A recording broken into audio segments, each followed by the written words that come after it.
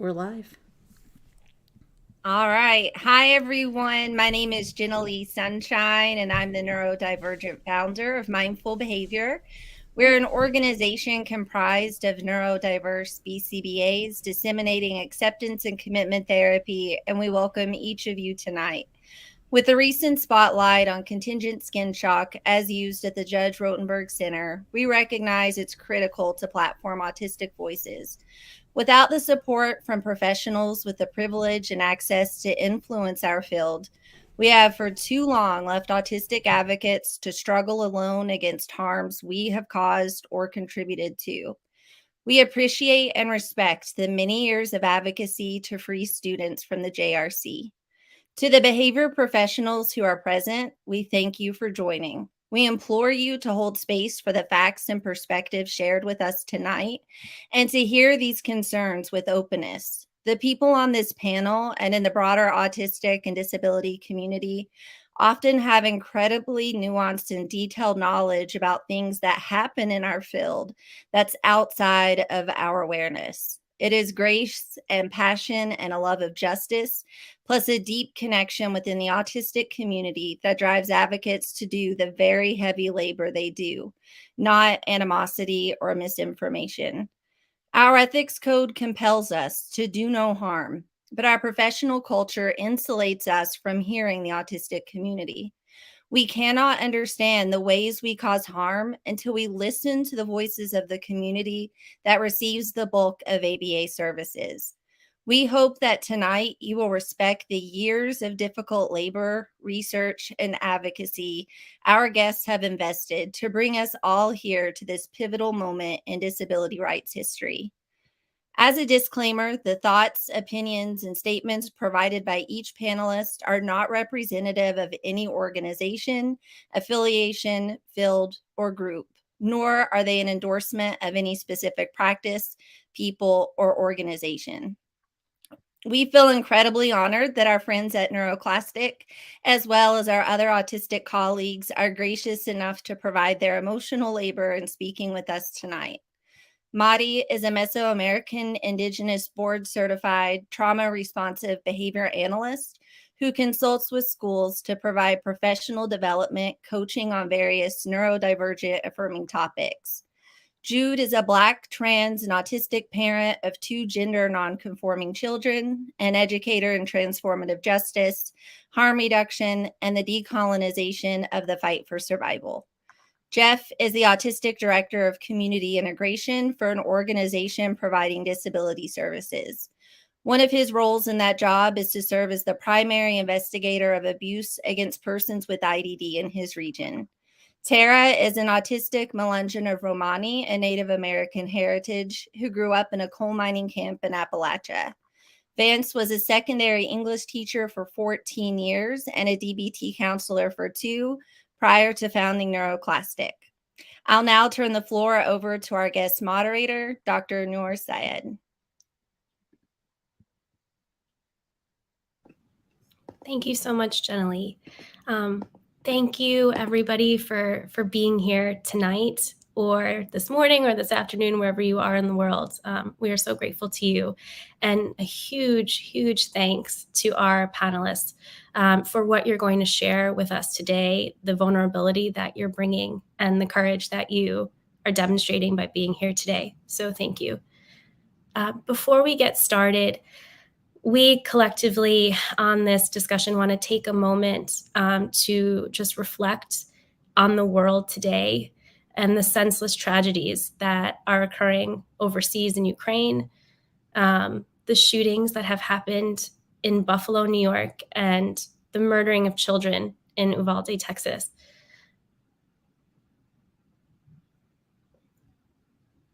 It is a painful time, and we thank you for bringing the energy to listen today, given what's going on in the world.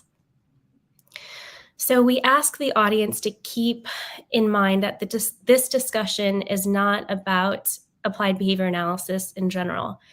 It is focusing on the use of contingent electric skin shock, such as implemented with individuals at the Judge Rotenberg Center. We ask that all of our guests here today keep this discussion focused on the topic in our chat, and we will certainly do that here in this panel. NeuroClastic also wants to ask our audience to understand that many people are just discovering the autistic community exists and may not use the preferred language. So please allow our NeuroClastic moderators to decide if something needs to be addressed immediately and to moderate any conflict. And a huge shout out to Kate Jones, who will be moderating our chat. And then finally, another logistical piece is that please note our panelists will be taking questions at the end, and we will try to leave a good amount of time for your questions. So before we get started, I want to just share what an honor it is as a behavior analyst, a Muslim, Pakistani, Filipino American, to be here today and to have been asked to moderate this panel. I believe fully in compassionate, community-informed work that respects the dignity, autonomy, and consent of all people, especially those we serve in all of our fields, but certainly in the field of applied behavior analysis.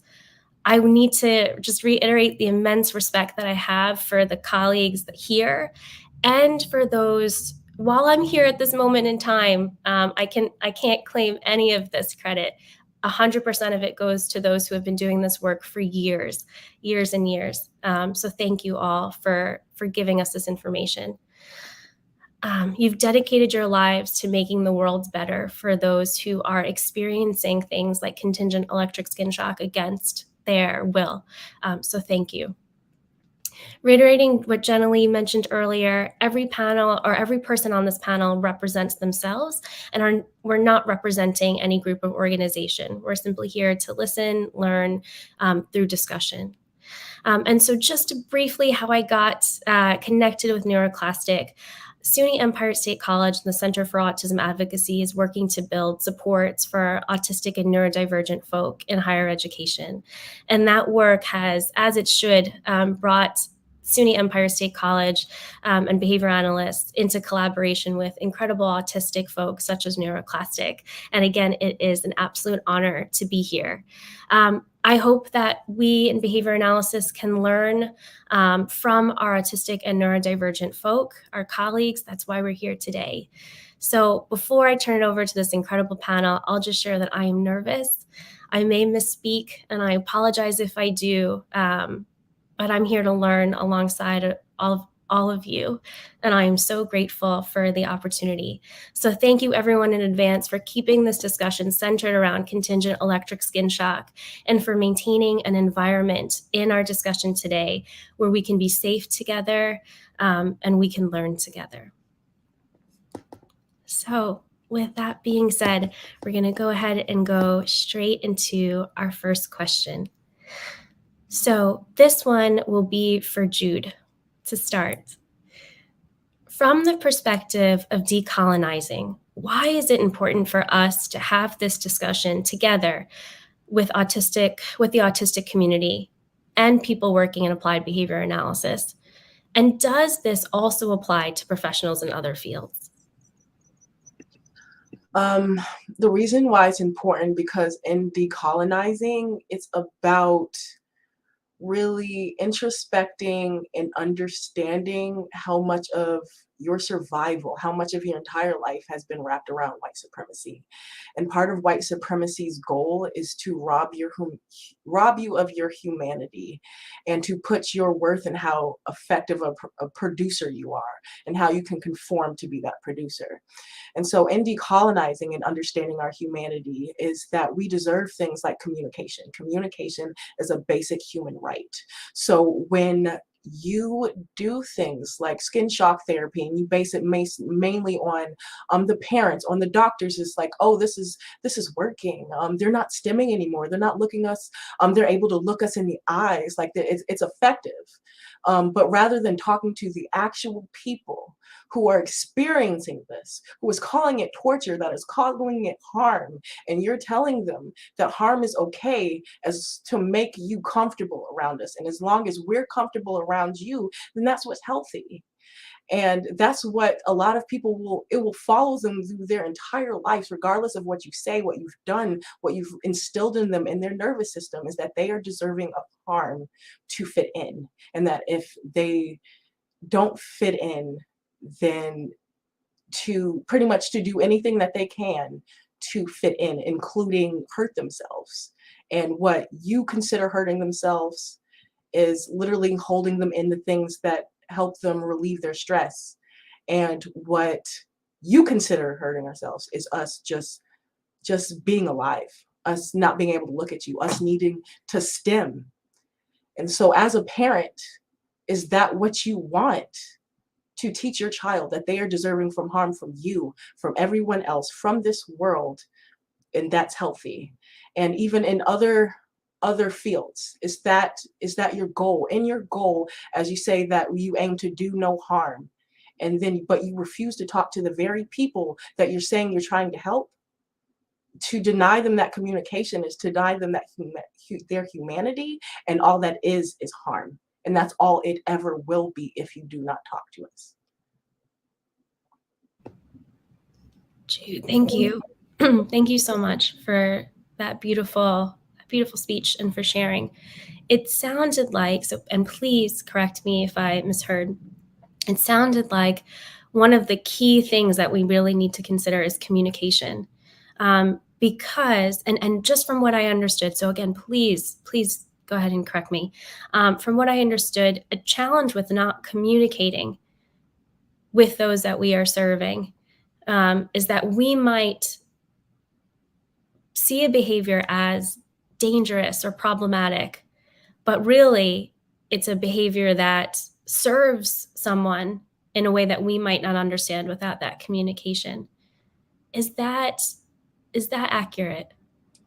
Yes, I'd say that's very accurate. More of like what someone sees as detrimental or harmful is just making them uncomfortable. And for us, it's actually a stress reliever that is helping us actually function and stay alive. Thank you. I'd like to, before we move on to the next question, I'd like to give our panel an opportunity to respond or add their comments as well, if you'd like to. I would love to just add on to what Jude was saying, and kind of bring a little bit of that practitioner lens to support what Jude was saying. And basically, when we're decolonizing, it's recognizing that not just this field or this science, but all sciences are operating from a westernized hegemonic platform and framework.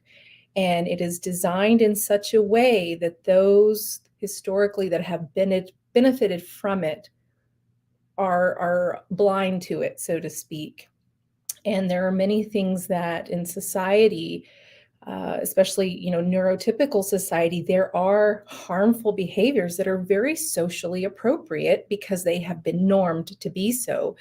For example, smoking, drinking, these are behaviors that are by definition self-injurious, right? I mean, the difference between, healing and harm is dosage. And so I think it's important that as practitioners that we recognize when we create these kinds of norms based on this westernized hegemonic framework that is very colonized and has a very specific level of tolerance for certain behaviors when all of society seems to accept and engage in them, or not all, but a majority.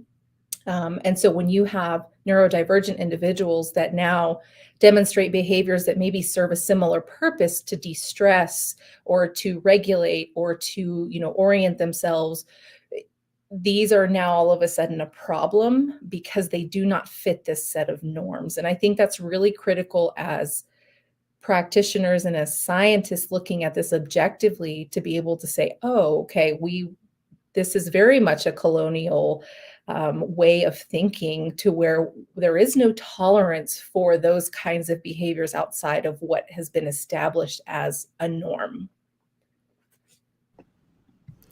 And I had something that I could add to that too, specifically as in the last few years, I have tried to make myself available to anyone who would listen, without judgment. But the field of who is trying to listen has been small, right? And so there's been this need to say it louder and say it louder, because as an autistic person, as a parent especially of an autistic child, it is hell to know that this is a thing that exists. We can't sleep at nights knowing that, if something happens to us, what is going to happen to our children. This is the low bar of like, this ending skin shock does not end all of our problems, but we can't sleep with knowing that this is one option, that it's a viable state sanctioned option. And we're trying to talk about these things. Colonialism runs on only surface level understandings, sound bites, easy things to say in response.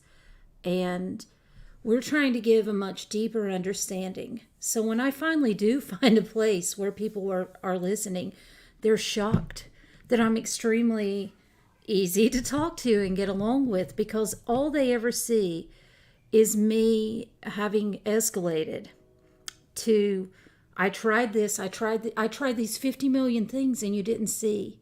You didn't look. Every single thing that we put out is free. You don't have to log in.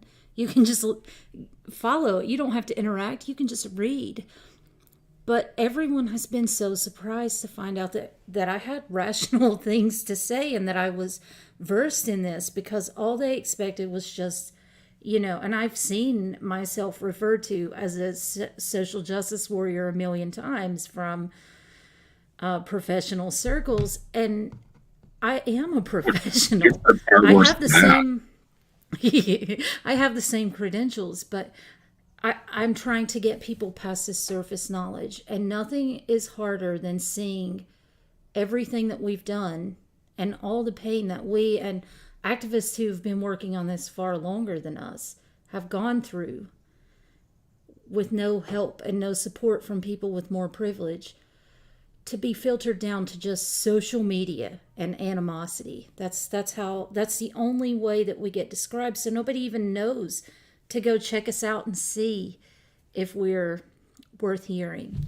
And so we're trying to get people past those talking points, those, boilerplate, only surface level things, so that we can do some deep dives together. And that's just my contribution to that question. Tara, thank you. Jeff, please. So as the white dude in the room, you really don't need to hear my hot take on decolonializing and anything like that. But I did want to, that's been far better stated by other folks already.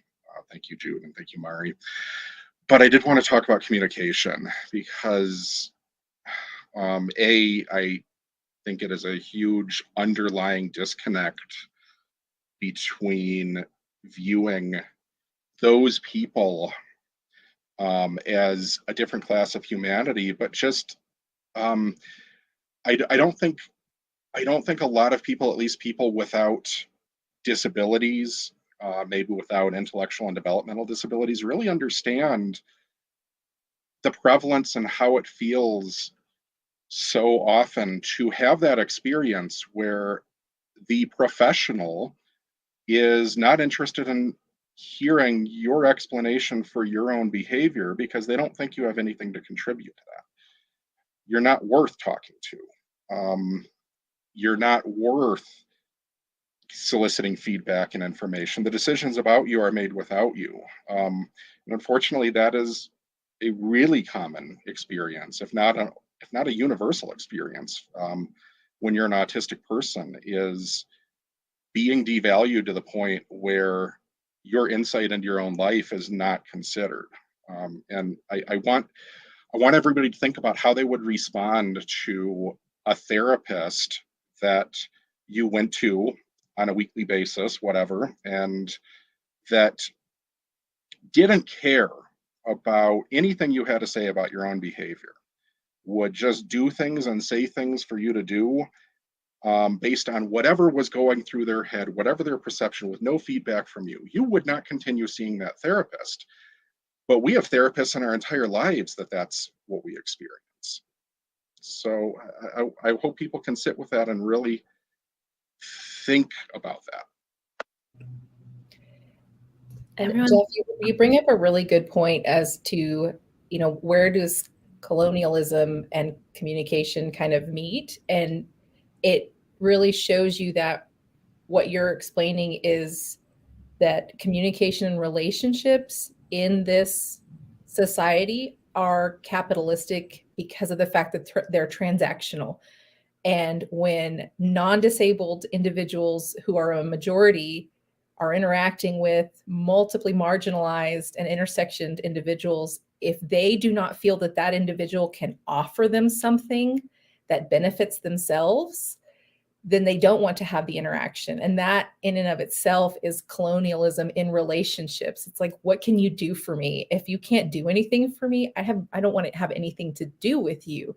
And so that's the transactional nature of these relationships between non-disabled and disabled individuals. And which is why in my own work, I'm like, that's a horrible way to model the way you have a relationship with another human being, regardless of ability or disability. But that is colonialism in a nutshell between human beings.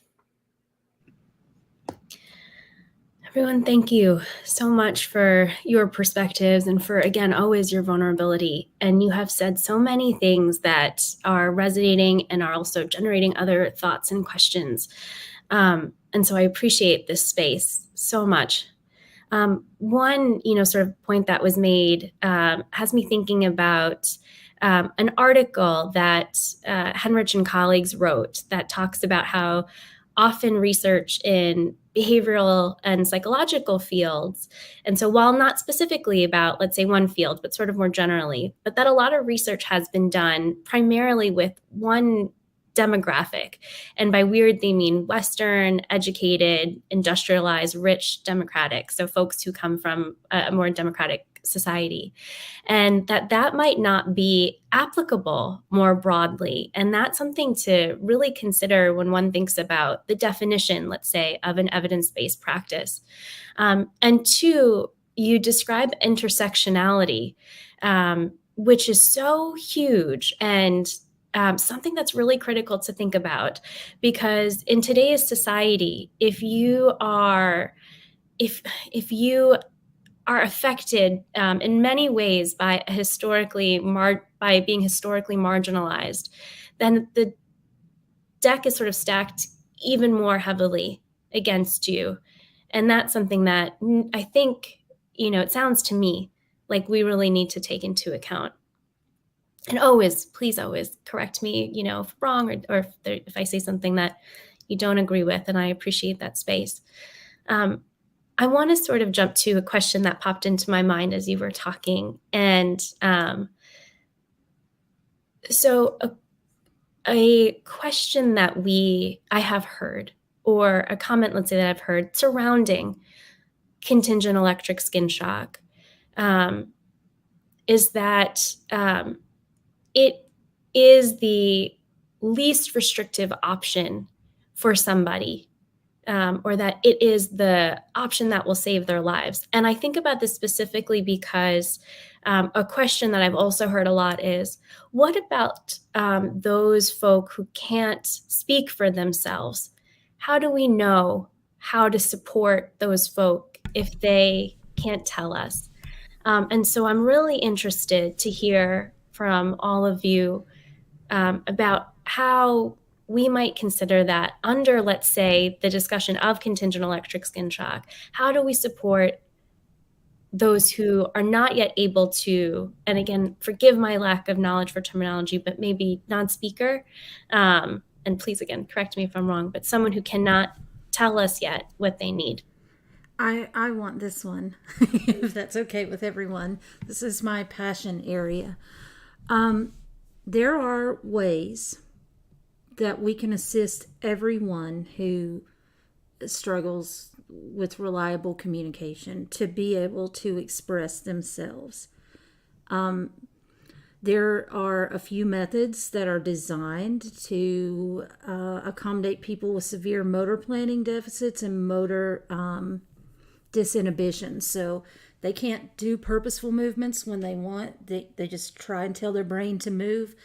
87% of autistic people have global apraxia, body apraxia, that motor planning. But it's unlike autism, it does exist on a severity scale, right? So it doesn't mean they don't have motor ability. They can move, but they can't always move volitionally, spontaneously when they want. And so we have to take that into consideration. We have a vast body of science that shows that this is a real reason why we're not getting communication. Mouth movements, tongue movements. You need 6 parts of your brain to work together to make speech happen. And so, AAC has to take into account that we have these motor planning deficits, but there are ways, even if you don't take the quote less evidence-based, which we'll talk about evidence-based at some point if you want, as another highly colonized aspect of all things disability. But there are ways that you can help people to get reliable communication. When someone's behavior plan says that for touching or trying to remove a GED or running away gets a shock, they have communicated. If they're trying to take that off, that's communication. Don't shock me. If they're screaming, that's communication. Stop doing it. It hurts. We can't just rely on they can't tell us. They can tell us. Everyone has a voice. It is not always with spoken words, but we can easily measure quality of life in different ways for everyone, and everyone deserves more dignity than it's like the scarlet letter, but worse, to walk around with that GED on. It immediately marks you as this degraded feral animal who's got to undergo this pain in front of everyone for messing up. They don't need reliable communication to tell you that's not okay. But we know that they can communicate enough to scream when that hurts, and that's enough for us to know that we got to stop doing it, because we've invalidated the only communication that they have. I got somebody else. This brings up 2 thoughts for me. And the first big one is, if we are to believe that there is a population of non-speakers or other people that have communication differences that are clamoring to get wired up to the GED, wouldn't we see that exact same population, the exact same representation in the speaking world asking for that?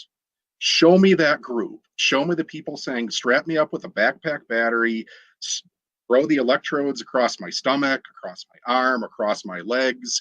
Here's the lucite encased thing of plastic to shock the hell out of me. That doesn't exist. So why in the world would we assume it should exist among a group of people that we deem not as able to make their wishes known? So that's one.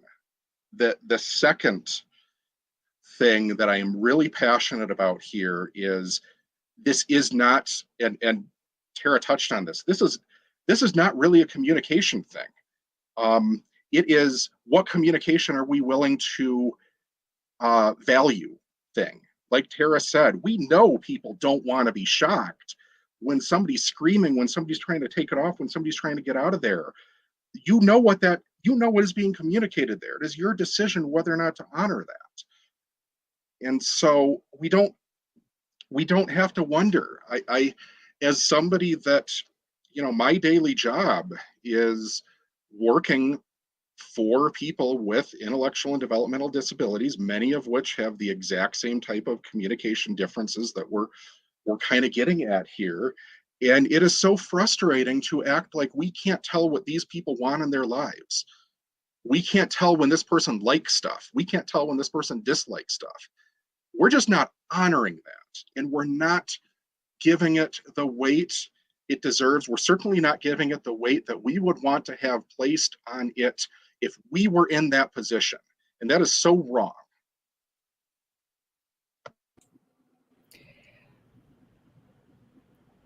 And I want to say too, if we're claiming to be the professionals, the onus is on us to figure out the way the individual prefers and is communicating currently. It's on us. It's not up to them if we're wearing the professional hat.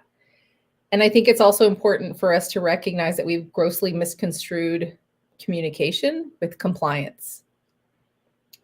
They're communicating, but it's not what we want to hear.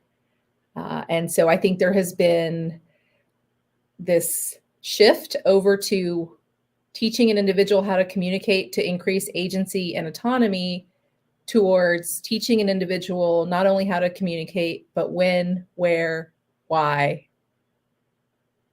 on our terms. And I think it's really critical that there is a step back in recognizing that everyone communicates. And unfortunately, I see more on social media where people put more effort into understanding their cats and dogs' communication than they do with other human beings. They're much more willing to put the effort in. And so if we're really going to say we're professionals, then it's up to us to figure out the best way that they communicate. And I think a lot of it too is like pretty much just adding on to what y'all said is like in understanding that they are communicating. It's just that you're not assigning worth to it because it's not what you want. And so in understanding there's so much in like Mary said before that we put like our worth in is very transactional. Our worth is put in, like I said, how you are able to conform and be a producer under racial capitalism. But I think in learning and understanding that your worth is in your existence, that means that your communication, the form of communication for you as a human being is of worth. And so be able to negotiate your needs and accommodation, there is worth in that in your humanity. Your bodily autonomy, there is worth in that, and you deserve that. That is your human right, is your bodily autonomy. So to impose something on someone else, on their body, without them to be able to give consent, that is still robbing them of their humanity. You're not giving them a chance to communicate anyway. You're not giving them any of that. You're robbing them of everything. So what you can do is acknowledge their worth and their rights and make that effort to actually see them and not to look past them. You're mad at us for not looking at you, but you don't ever look at us. You don't look at us. You don't see us. So how dare you bring the colonial structure that we have to conform so that we look at you. So remember our worth and remember yours, because so many of the things that you put on us are things that you honestly think that you would deserve if you were in our situation. But a lot of y'all are in our situations. It's just because you don't even give us our communication. You don't actually have the words to understand that you're a lot closer to us than you may think. So you're also depriving yourself of that. So if you don't want to undergo harm, do not harm us, because when you rob us, you're robbing yourself. When you deny our humanity, you are denying ourselves.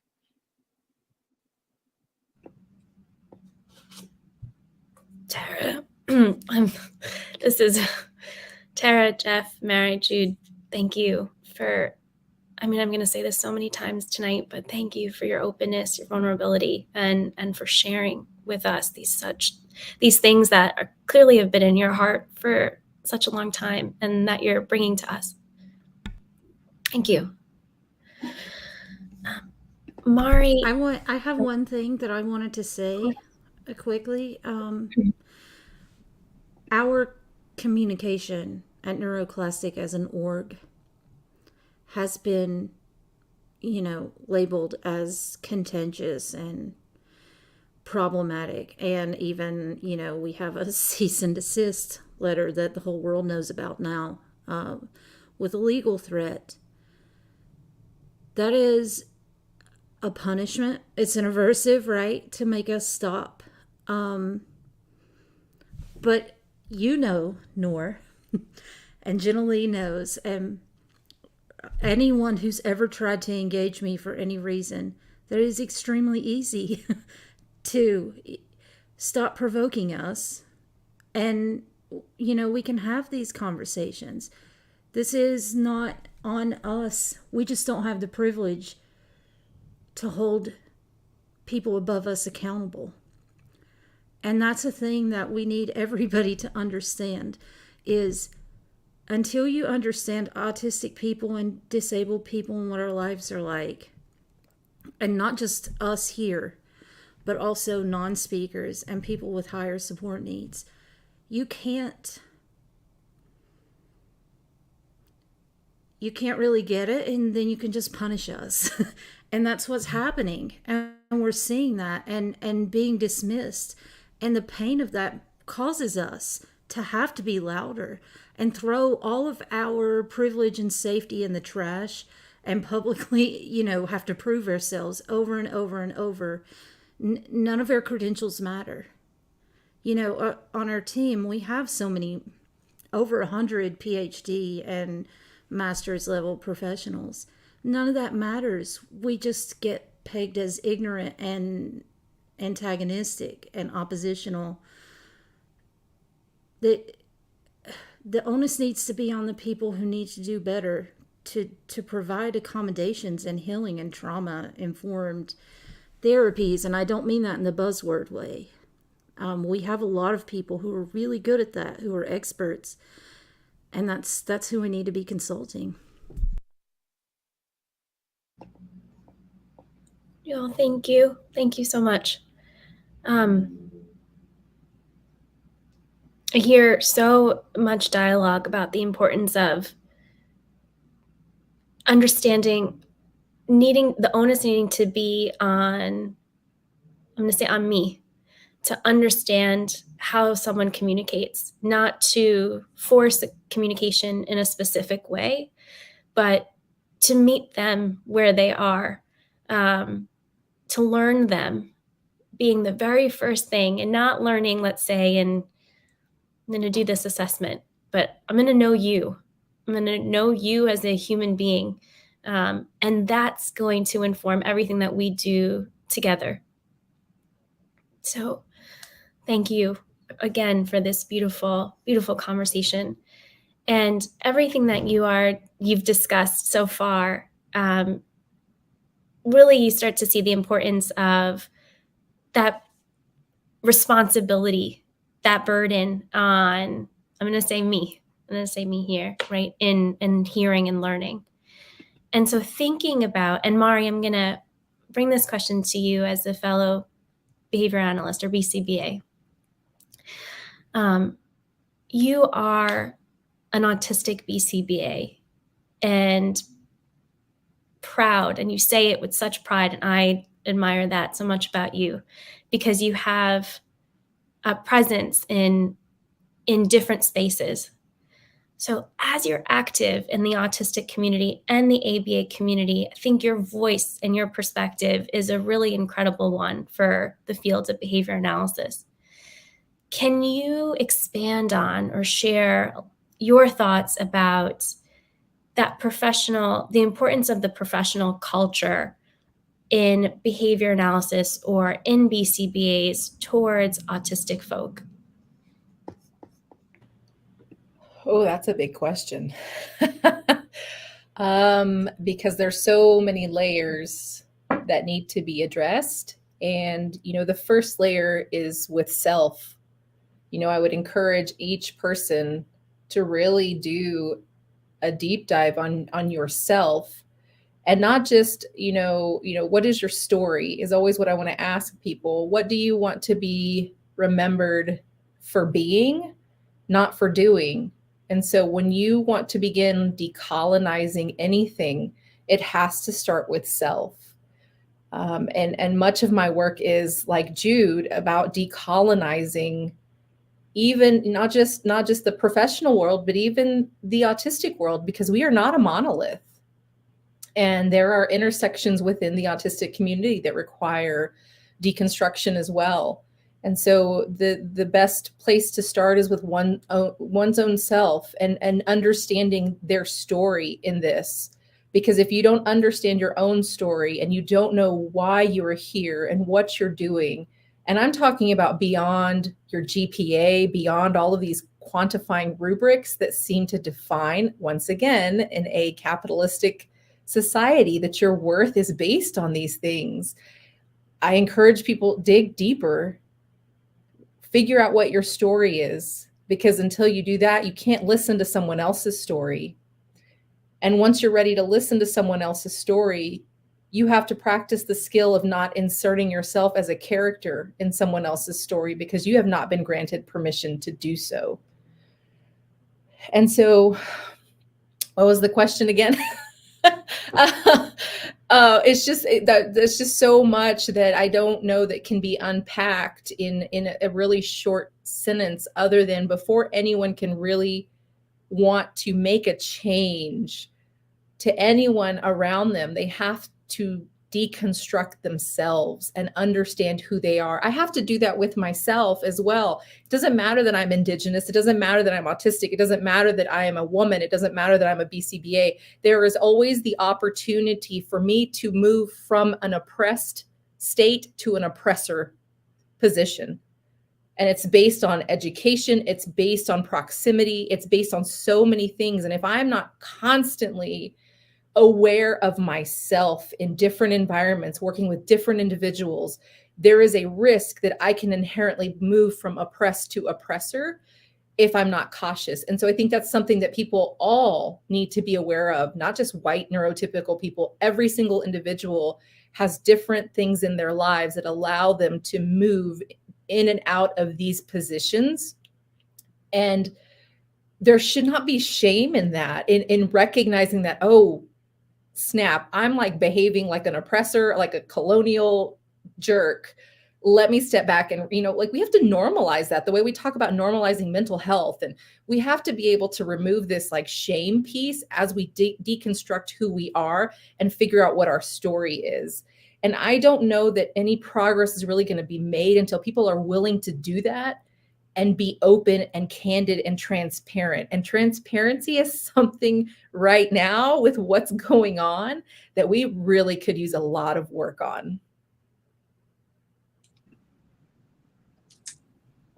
I feel like what I really like to words or idiom that I really like to say when it's like, make sure that you're not like acting like a colonizer or that you're oppressor, is really introspecting. Am I mirroring white supremacy in my movements, in my growth, how I'm acting, how I'm causing other people? Because though there's many ways we living under this system, we are harmed by the system, but we absolutely is instilled within us to uphold it, to harm ourselves and to harm others. Because when we're fighting one another, then we cannot see that what's wrong with this system is the system itself and not us, that we are not the burdens under white supremacy and capitalism and racial capitalism, but living under this system is a burden.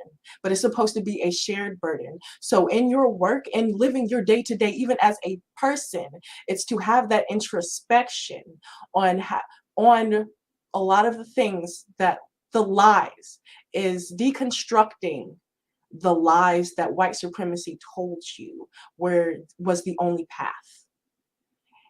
And to live in this system, I feel like, yes, you don't have to feel guilty for the things. You don't have to feel guilty for the things that you did when you didn't know better, when white supremacy told you that this was the only path. Now, that's not to say that you did not cause harm when you did not know better, and that there is room for remorse, that there is room for, now that I know better, I want to I acknowledge this and take accountability and move forward in a way where I'm not causing harm. Because white supremacy is very much, and colonialism is very much a big source of where ableism and disability comes from. Because racial capitalism commodifies all bodies. All bodies are commodified under racial capitalism. So if you are disabled and you are not able to be commodified in the way of, as an efficient producer under racial capitalism, then you are considered of lesser worth. And that's how you'll not only treat other people, but yourself. So if you're going to go ahead and treat yourself this way, if you believe if you were in the system, like in a disabled state of any shape or form, then you're deserving of that harm. Of course, you're going to treat other people with that harm too. So you have to, especially in this system, it is taught that to question authority and to ask questions is wrong. If even we get triggered, and even as autistic, I get triggered a lot of the time if somebody asks me a question, and that's more me because it's been instilled in me that it is violent to ask questions. But if I were to ask questions, then I would actually get to the root of problems, and I would see that I am not the problem. We would see that we as human beings are not the problem. It's this system that is calling us the problem that is the problem. That we were not put on this earth to produce and to feed the economy, to bring worth to a ruling class. That we exist to live, to thrive, and not to struggle. And to understand in that introspection, what can I do so that I am not struggling, so that I am not causing harm, so that I am community with my fellow human being, so that I am not abandoning my disabled kin. So that we are together and acknowledging that humanity that is not in just everybody else, but inside you. And it takes that introspection, it takes that questioning, it takes all of it. It takes that decolonization. And to people who aren't disabled, I just want to give a gentle reminder, you can become part of this club at any moment in time. And so when I make decisions, it's always around the question of how does this impact the most vulnerable people in my society? Because at any moment, you can walk across the street and get hit by a bus. You can wake up and have a stroke. There is no socioeconomic status. There is no PhD. There is no accolade that will protect you from joining this club. And until we acknowledge that and begin to treat that population with the care and respect that they need to be treated with, I think that's a lot of kind of dissociation to be able to say, oh, that's not me. That's never going to happen. Just like school shootings are never going to happen around me, close to me. All right, Jude, thank you so much, always. And Jeff, I'm going to bring it to you shortly to talk a little bit more about this topic in white supremacy. But before I do that, I want to share something that your words have been sort of having me think about as I sit here and I listen and we're learning. And a very vulnerable thing that I'm going to share in this space is that, I'm very proud to be Muslim, and I'm very, very proud to be that. But I grew up here in the United States, and sometime after 9/11, I started to find that my behavior was changing around individuals who I grew up with my entire life that had looked more traditionally Middle Eastern. I was getting more nervous. I was getting scared. And I was thinking, how could that be? Because I am so proud to be who I am. I'm so proud to be Muslim.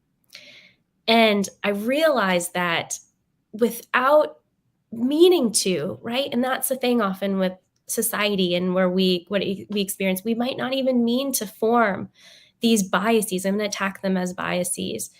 But we form them anyway. And I'm going to argue, in me, I formed them anyway.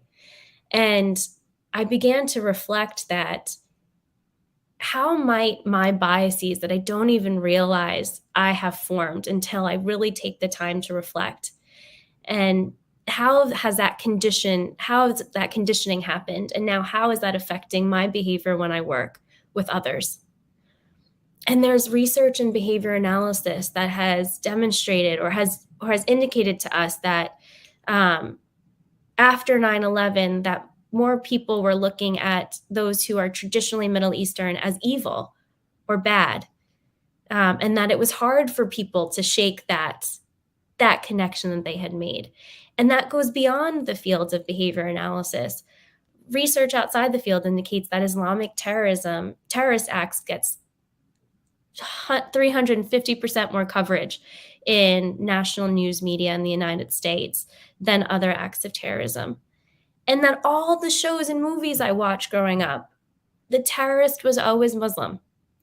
And I share that here just to share that we might not always realize when our biases are happening, but that self-reflection that all of you talk about, I think, is invaluable because it helps us to see how it might connect with someone else that we are working with. And so thank you for creating a space where I'm sharing it here with all of you, because it's powerful for me. And I appreciate that so much. And then, Jeff, I just want to bring it back to you very briefly. Jude, I want to bring it back to you very briefly. If you could just expand a little bit for our listeners for whom this might be a newer concept.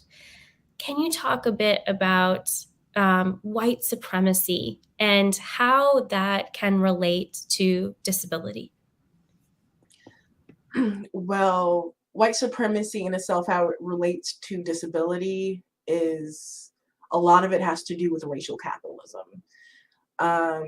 Because under a lot of people, they don't understand honestly what racism is. They feel like that racism is a personal belief set. Like, I don't like someone of a certain race and I'm racist. Which, I mean, yeah, that's part of prejudice, but racism is literally racial capitalism, and that it was built on Black people of having no worth, and that to align with whiteness and those who ascribe to whiteness, they do have worth, while under the commodification of all of our bodies. So it's part of why a lot of people, they have the mistake of wondering like, oh, black people cannot be racist because under this system we have no worth, but we can still mirror white supremacy. But under racial capitalism, it also assigns the commodification of bodies and how efficient of a producer you are. That's where the ableism comes in when it comes to disability, because a lot of us, we are not able to conform to what it looks like to be able to be a quote unquote efficient producer under racial capitalism. I myself, I cannot work a normal 9-to-5 job because of my disabilities. With my intracranial hypertension, the stress, which I get very stressed very easily, I start to not be able to see. I go go mute. I start to not be able to walk, and I cannot push back through that. And because I cannot push through that, I'm considered of less worth under racial capitalism. And so most people who are disabled and they fall under that of not having worth under racial capitalism, and they are abandoned. They're not giving accommodation. They're not giving communication. They are left to die. They are considered a problem. They are considered deserving of harm because of this system, because of white supremacy, and that you must ascribe to whiteness, and that you must ascribe, and that's where your worth is being an efficient producer and being able to ascribe to whiteness. Then you will be abandoned. It's also why there's a lot of intersection in this. You can be disabled, but you're still white. And that's why that intersection of so many marginalized identities, where if you still make your advocacy, that leaves Black and brown people and indigenous people, other oppressed genders, if you leave us behind, that system of racial capitalism that always abandoned you, it'll still come back and abandon you. And I want to say quickly that something that Jude has said before is that we can't engage in advocacy that leaves those with the least privilege to never get the benefits of our advocacy. We have to start there, and we can't do trickle-down justice. And so that's what we're doing. The people at JRC are the ones with the least privilege, and we could be you know, just we want to be so badly. We want to be just making, fun events and infographics and doing fun things to engage with their community, but we can't move on yet until. And so that's taking so much time from us because we should be helping parents understand like the best way to help their child with being scared of thunderstorms or needing help getting dressed in the mornings and whatever. We can't until we get here. We can't move on, and that's why we need more help so that we can do the things that we're not oppositional when we don't have to do this, but we shouldn't be the ones that have to do this. Okay, I'll turn it back to you, Nora. I think it's almost time for a break. Thank you so much, Chair. Jude, thank you. I think it's a good time for a 5-minute break. So let's take a moment to get our energy however we need to. We'll pause for just 5 minutes and we will be back. I've got 6:56 p.m. Eastern Standard Time. I'm sorry, I can't convert it to the time where you are right now, but we will come back right at 7:01. Thank you, everybody.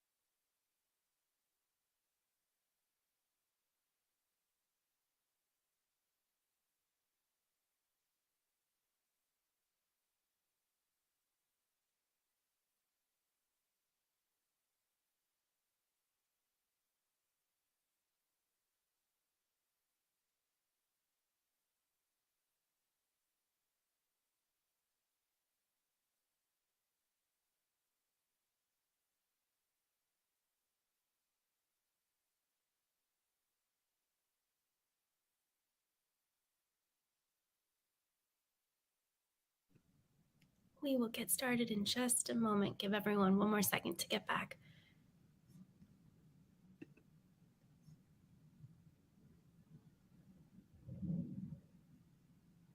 Okay.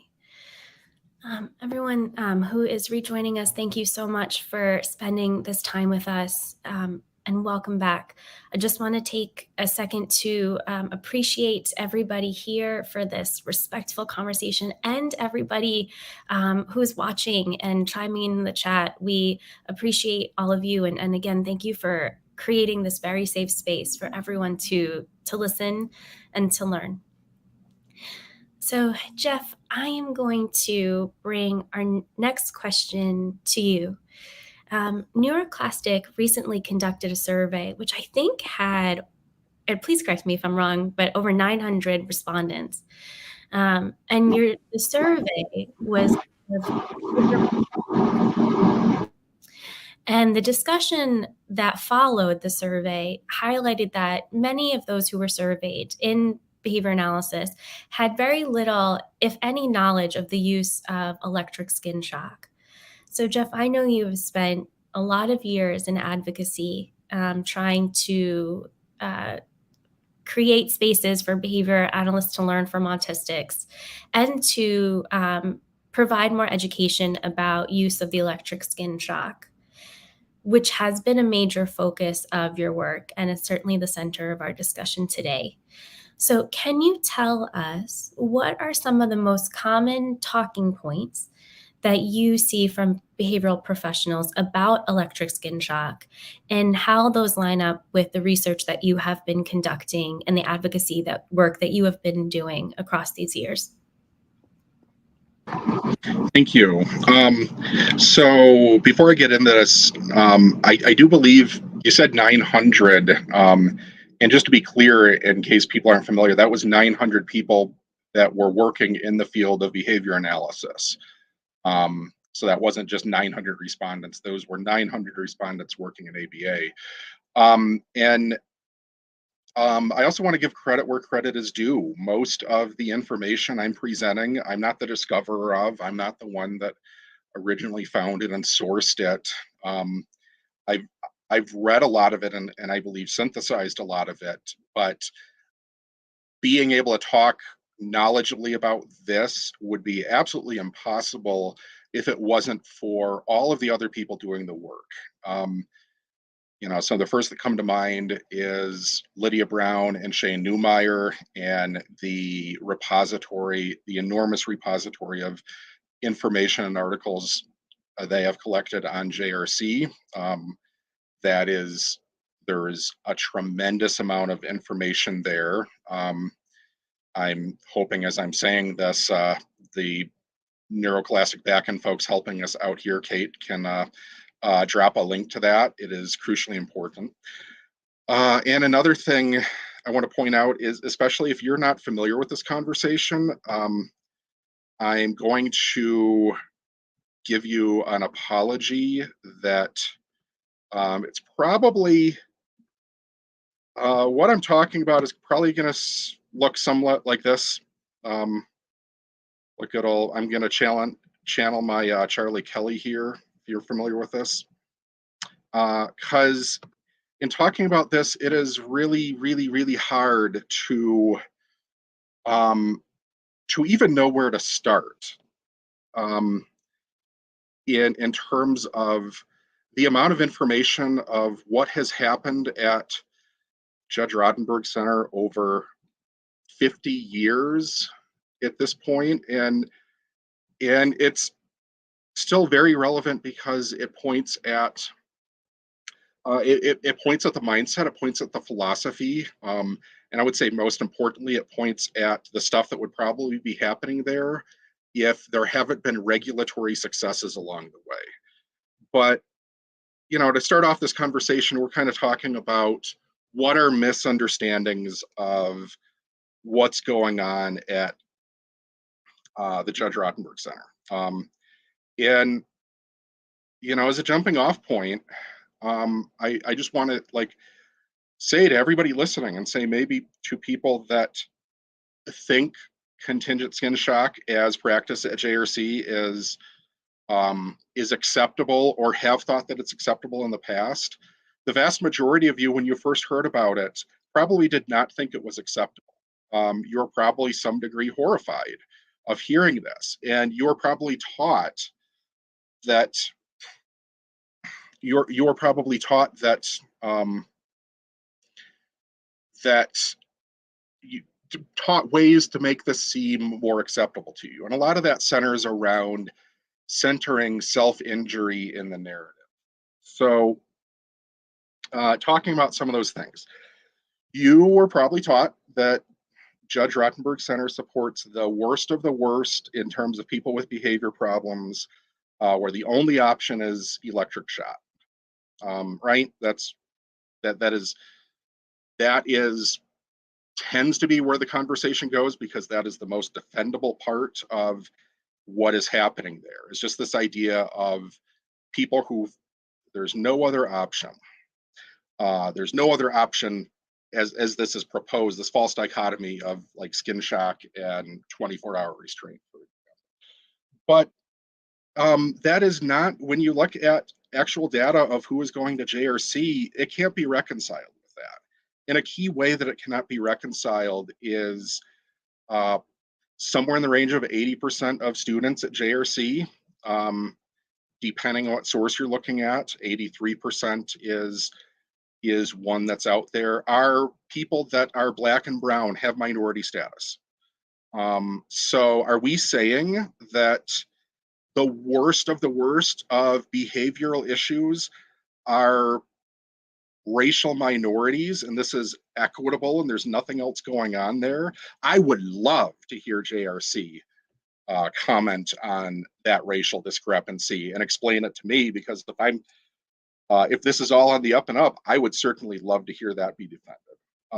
And about 80% of the student body at JRC also comes from New York State.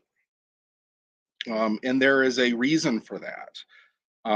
ProPublica, and I believe it was 2014, did some very good reporting looking into the arrangements that Judge Rotenberg Center had with New York area attorneys, specializing in representing families in the IEP process, and that the end result was those children being steered into JRC. Whatever the reason that 80% of the people come from New York City, again, if JRC is truly treating the worst of the worst, why are they all coming from New York? I don't want to make too many generalizations about New Yorkers, but that doesn't sit super well with me. As I mentioned, you're probably told that Judge Rotenberg Center shocks people for life-threatening self-injury. And if you take nothing else away from what I am saying, I think it is critical for you to understand, never at any point in JRC's history have they only shocked people for self-injury. Never, ever, ever, ever. They have always shocked for other things that are not self-injury, certainly not life-threatening self-injury, as what tends to be the most commonly thing raised in the research and way that they talk about their use of skin shock. So as just one example of many, but I'm going to bring it up because it was one of the most horrific examples, and a lot of autistic people have unfortunately seen the video of what happened to Andre McCollins. And this is back in 2002. So yes, this is a while back. Andre was given a GED skin shock for saying no when asked to remove his coat. He was subsequently strapped down onto a restraint board, and over 6 more hours, he was shocked 30 more times. And this wasn't rogue people doing this. This was following policy and procedure. We know about it, and we've seen it because it was recorded by JRC's monitoring cameras. So over 6 hours, if this wasn't policy and procedure, wouldn't it have been stopped? It was not stopped. 31 shocks. Um, we've, there have been people from JRC that have shared their behavior plans. Jen certainly has. Jen has a video. NeuroClastic posted a TikTok video from Jen, I believe earlier today, where she is showing her behavior plan that includes GED shocks for stuff like repetitive hand movements in front of the face. You've been watching me on the feed, you've probably seen me do this. I know what would happen to me if I was under that behavior plan. Tensing up. This was also something that was one of the reasons Andre got shocked so many times, is because they decided he was tensing up in response to being electric shocked, which causes your muscles to contract. And if you've experienced that, you're probably, whether it's involuntarily or voluntarily, tensing up because it hurts. But that was justification to keep on shocking. Tensing up. Even one of the ones that's most galling for me is written in Jen's behavior plan is that she could get shocked for making comments about breaking her behavioral contract. So that's getting really close to, we're shocking you for what's in your head, not even what you do anymore. What comes out of your mouth is grounds to give you a shock.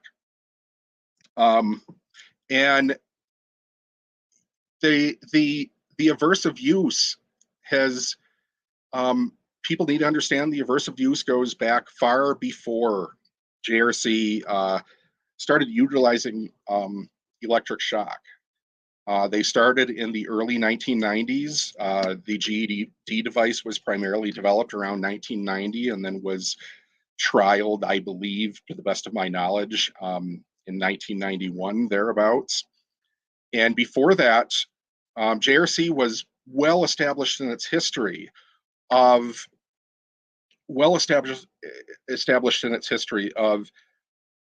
just what I would characterize as an astonishing level of uses of aversives.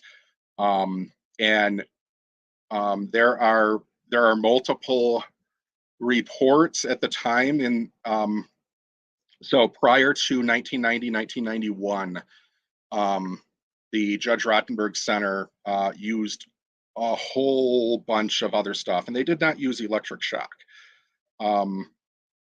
And self-injury was certainly something that was on the list, but it would be hard to say that was even the primary or the focus of aversive use. They were using aversives for, I'm overcharacterizing, but it's hard to narrow it down beyond everything that somebody did that they didn't want to do. The lists of behaviors that would get targeted is vast. And they were using, they were hitting, spanking, they were pinching. They have a specific nomenclature for a rolling pinch, which, if I understand it, was you kind of grab somebody, pinch down, and then roll the pinch with your fingernails in. Yeah, is what I understand a rolling pinch to be in their nomenclature. They ammonia inhalant. They used a white noise helmet, a sensory deprivation helmet, which was a helmet that screened white, has headphones in it that blare white noise and has a face shield. So once the helmet is on, you cannot see or hear what is going on around you. And to the best of my knowledge, they used aversives while somebody was wearing the sensory deprivation helmet, used further aversives. So you couldn't tell where it was coming from or what was going on. And this is documented in behavior plans as going on for hours, not just minutes. Like, imagine spending an hour in that environment. So this focus on the GED as being used for self-injury, this is a matter of opinion, but it seems, from my opinion, that the reason that comes up so much is that is the most offendable. But the motivation for actually developing and using that device seems to be in other JRC documentation that, for one, it is more uniform and more repeatable. Different people's pinches could be different than one or another. The taking out the variability of the aversive use and getting it down to everybody's going to have just about the exact experience. The button's going to deliver the shock for 2 seconds. And another one that you see is that the aversives that they were using, the physical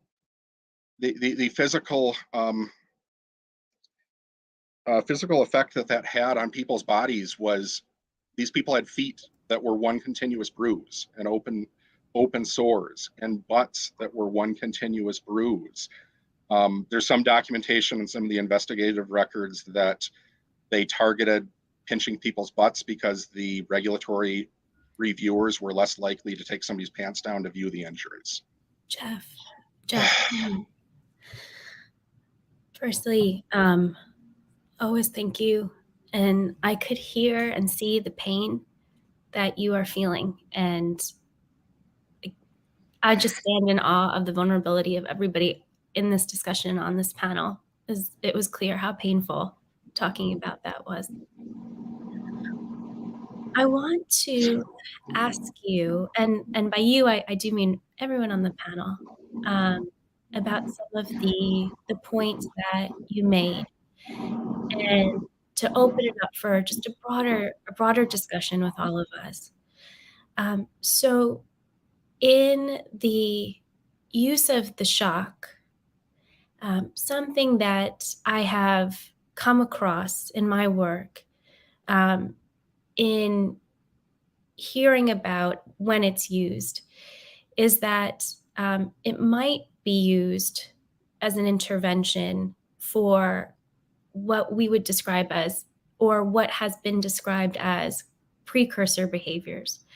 So behaviors that have, and I want to just firstly acknowledge all the colonization and what I might be saying, or potential colonization, what I might be saying, but that has been identified as a behavior that might occur before a more, again, I'm going to quote unquote here, dangerous behavior. So can you or anybody on this panel share your thoughts about this, I don't know the best word, to be honest with everybody here, but this concept or use of contingent shock for precursor behaviors to quote unquote stop or prevent more dangerous behaviors?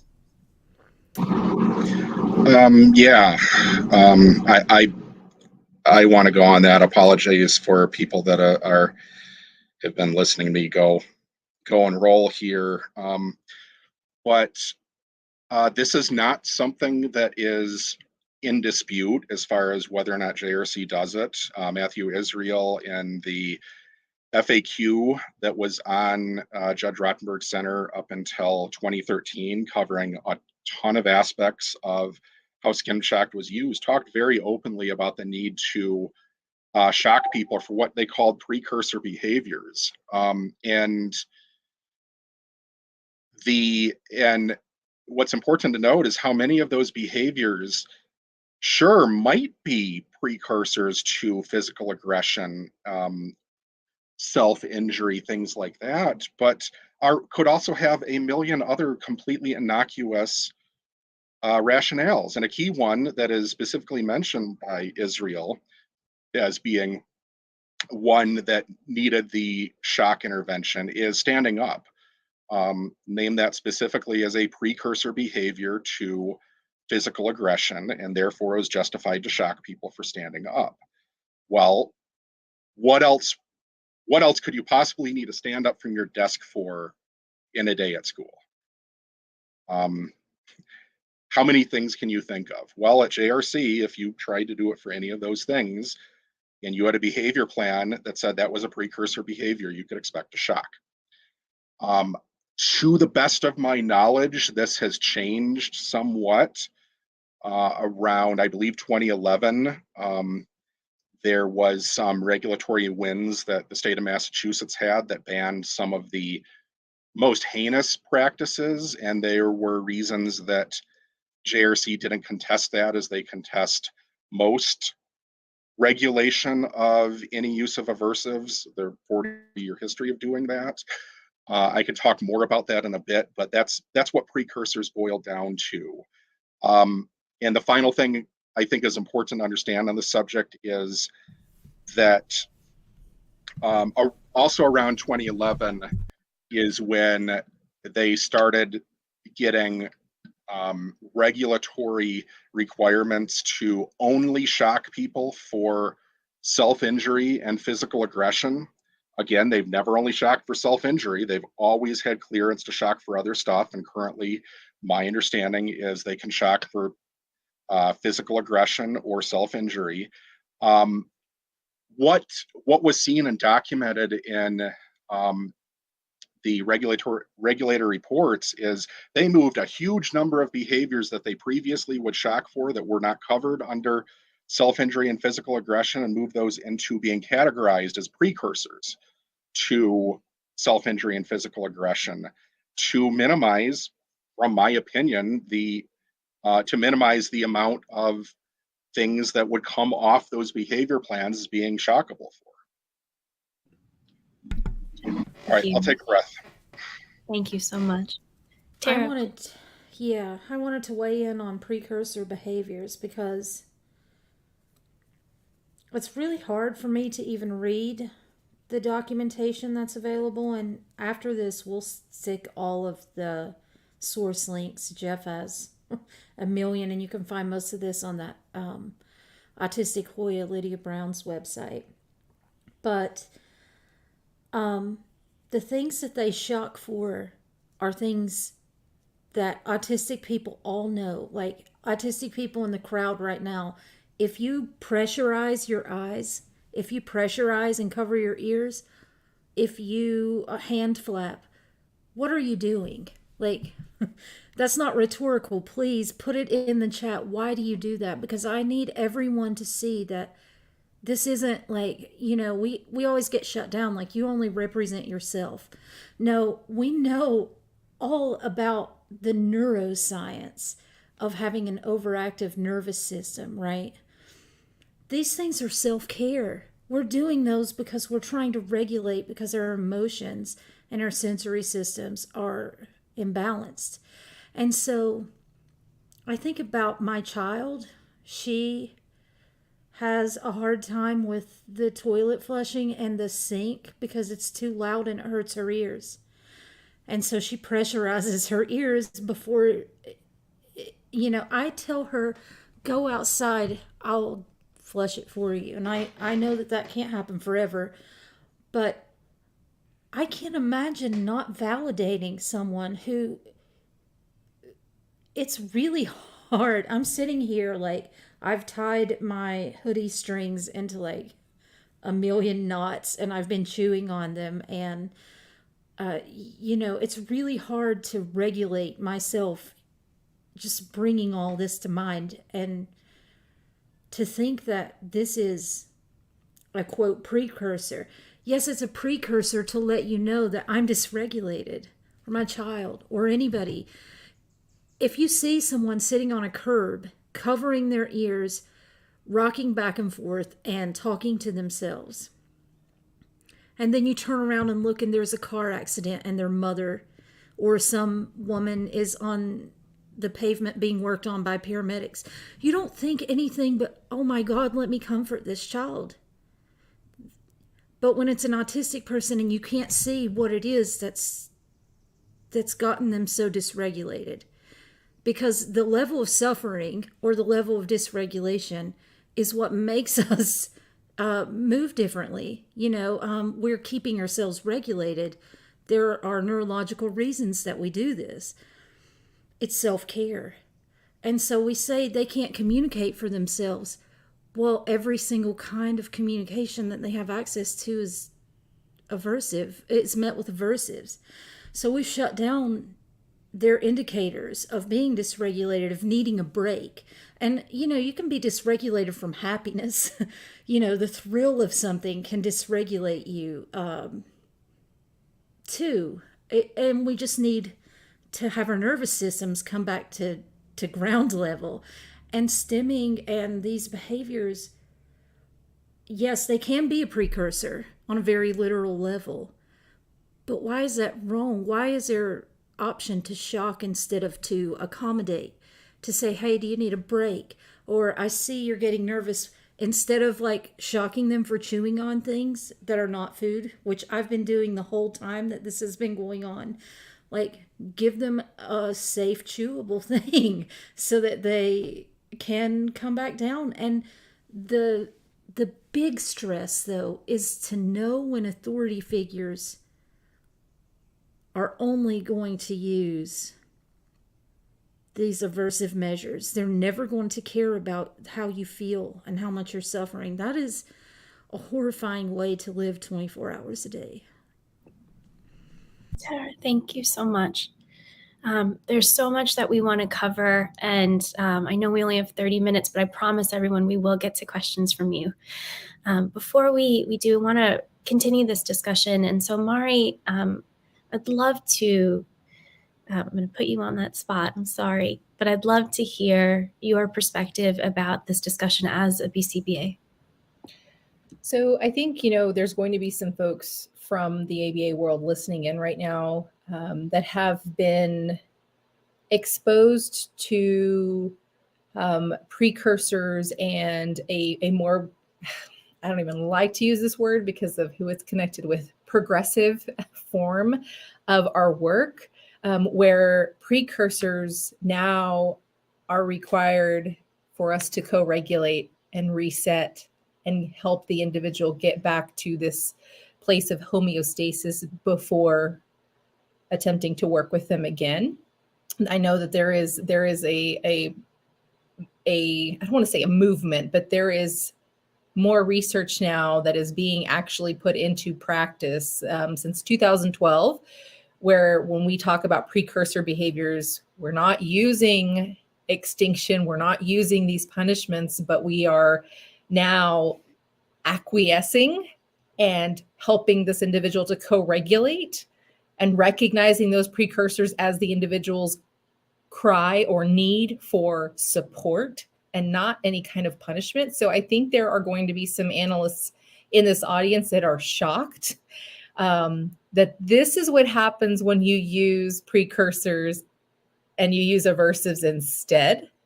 This is where we're at. This is the polar opposite end of the spectrum of how the field responds to precursors. And so I think it's important for behavior analysts in this field to recognize, and even other fields to recognize that, and even those that kind of are doubting this newer way of us providing support and just being human towards another individual,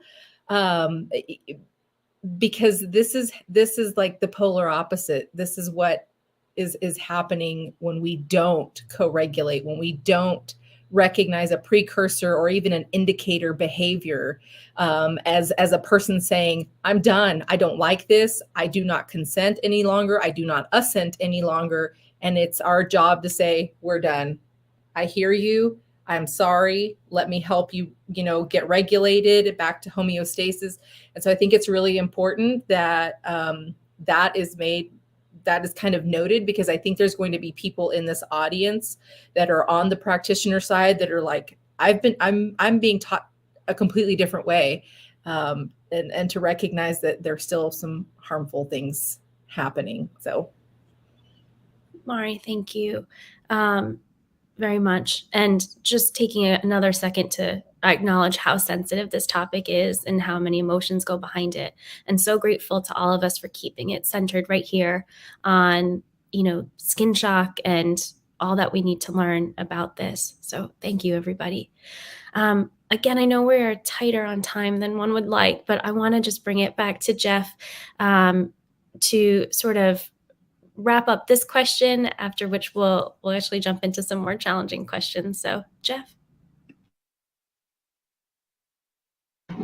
Yeah, I think circling back to thinking about what are really common misperceptions that a lot of people that have only heard surface level information about JRC may hold.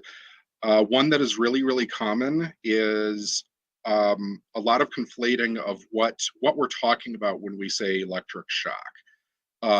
There's a lot of conflation, and in my opinion, some of it is very purposeful to be misleading about conflating it with electroconvulsive therapy. That is a totally different thing. That is not what is being discussed here. In ECT, the goal is not infliction of pain. The goal is to minimize pain. The GED was purpose built to inflict pain. And you may have heard bee sting as an example of what that level of pain is. So I want everybody to imagine the kind of shock that you would get from if you were to plug a lamp cord into the wall and cut the leads on it and then jab it into your skin. That sounds pretty horrific, right?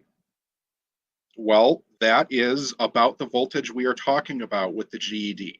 Now, I'm going to get a little bit of technical here for those not familiar with electric stuff, and I'm a layperson. It's possible I'm getting this wrong, but I would encourage you to go and look into this. I believe what I'm saying is correct. I always think of talking about electrical current and relating it to a garden hose.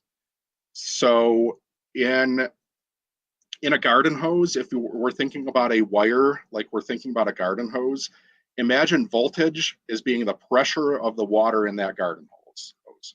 So, that is under how much force, how much potential there is.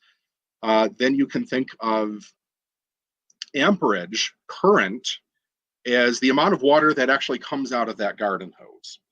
And then you have resistance, as basically, think of that as the sprayer on the garden hose, how much it restricts the spray. More resistance means more of that water under pressure in the hose, or that electricity is going to be restricted from flowing out of the hose. So the specifications of the GED4, it does, your household voltage current is about 120 volts. And that is the GED. That is roughly what it outputs. It outputs in the, I believe, specifically tested by Matthew Israel, the inventor of the GED, noted that at a 5 kilo ohm, 5,000 ohm resistance, it was outputting around 106 volts versus around 120 that comes out of your wall socket. And the amperage, they came up with that 5,000 volts because that's from the distance from the contacts on your skin. That's about how much resistance they were measuring, and that's how they used to determine that the in-use real-world output of the GED is that 100-something volts at 45 milliamps. A lot of people more familiar with electrical use than I will say you start to lose muscle control at 10 milliamps of current. How much electricity is flowing out of the garden hose. A taser, by way of example, puts out 2 to 3 milliamps.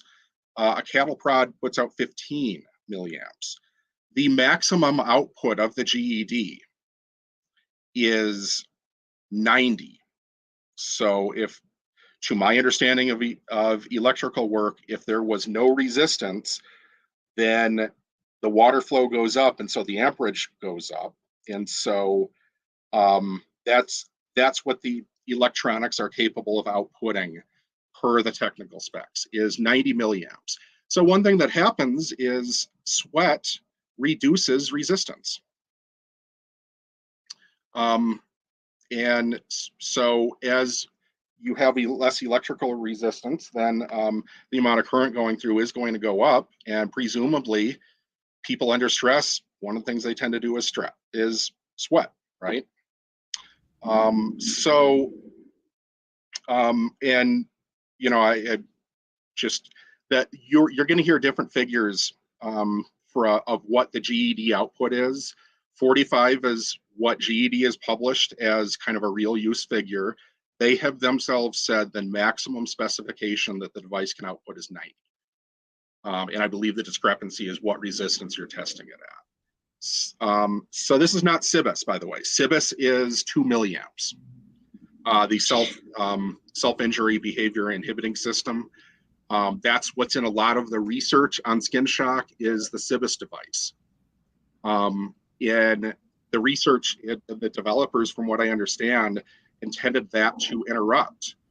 Matthew Israel specifically says in the document laying out why he created this is he needed to get to a level of pain that people could not acclimate to, could not get used to, that would not attenuate over time. Okay. Thank you. I appreciate all your perspective and sharing the research that you have found. I want to state for the record that I've never experienced it, so I couldn't speak to it. But appreciate you sharing what you have researched for all of us to consider and to continue that work. And just so the audience knows, we will go to about 3 more questions for the panel, and then we will open up to questions from you. And this is open for anybody. I want to go back to something that was brought up a few minutes ago when we first talked about contingent skin shock. And before I ask the question, I want to preface it by saying that in New York, for example, there is a huge discrepancy between in race in terms of those who are given a diagnosis, those who are expelled, suspended. It is significant. And I think that we see that nationally in the United States as well. And that goes beyond school. We see race and gender discrepancy intersected with disability in terms of those who have employment.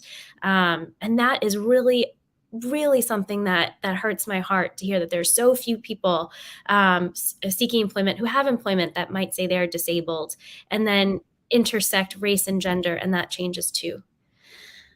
So you talked about, I believe, and please correct me if I'm wrong, but we talked about a racial disparity. And I want to say here that from what I understand, and again, always forgive anything that I say when I misspeak, which I know I've done many times and probably will do again. But from what I understand, that there is not, or at least the reported demographics of those receiving contingent skin shock indicate that there is a lack of racial disparity, in that potentially the majority of individuals receiving skin shock would be categorized as, or classified and again, I don't know the best word, forgive me, but as Caucasian. And I'm wondering if anyone on the panel wants to speak to that report and sort of that intersection and race and the disparity that we have been talking about throughout our conversation.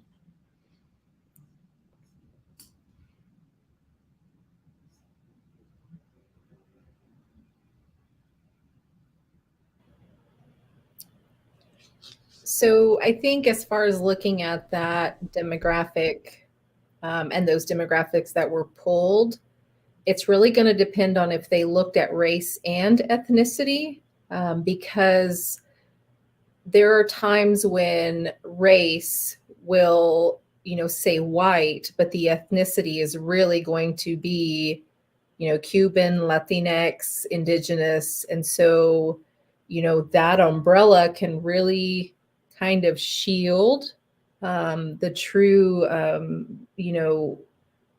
diversity that is there. And so I can't speak to if that is the case, but I think that is something that is important to ask, is when we're talking about white or Caucasian, is that also an umbrella for, some of these other ethnicities that may just be kind of shoved under that umbrella?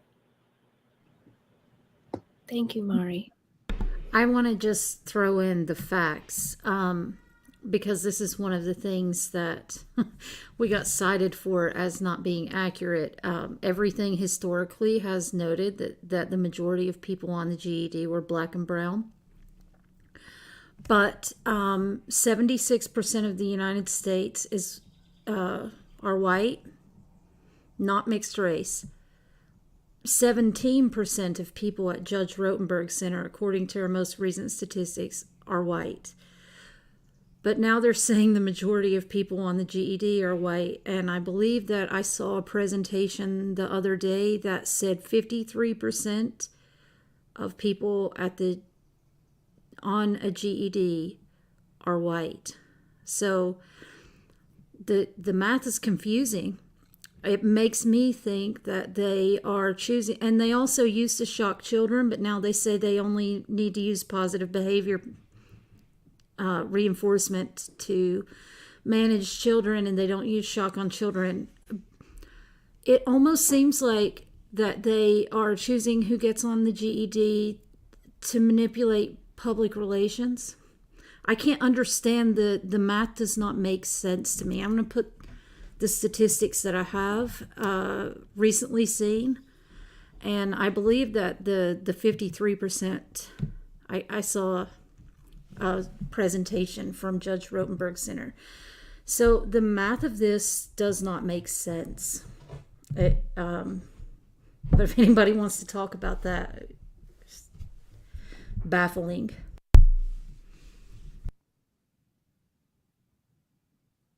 Thank you, Tara.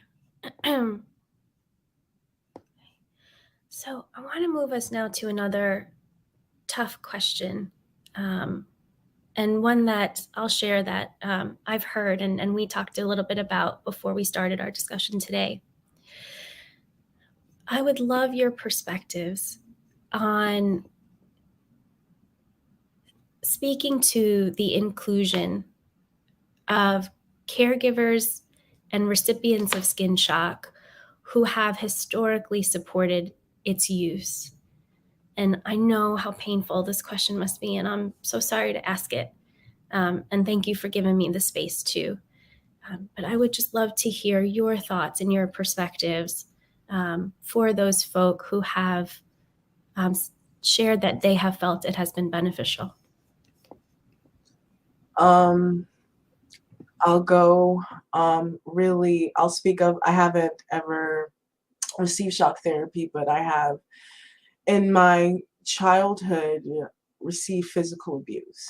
And in understanding that I would undergo harm for doing the things that were considered wrong, that I as a human being was considered wrong, I very much would stop doing those things so I would not get hit.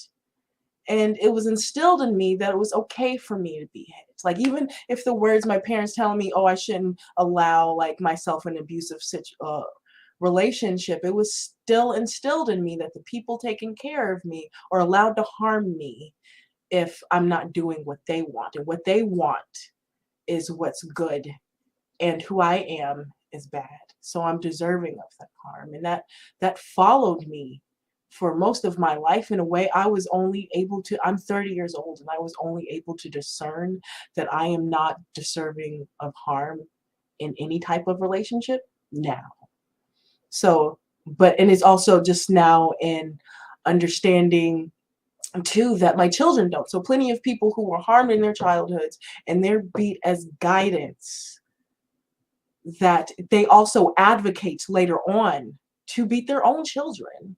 So in abusive and harmful relationships, it is very common for us to say, like, this worked for me. And this is why other people should undergo it too, because that's all I know. And of course, when you're taught that you're what's wrong with society, that being uncomfortable with other people is what's wrong with society, and that you're seeing that people undergoing harm, that they'll conform real quick to what you want, it's real easy to advocate for.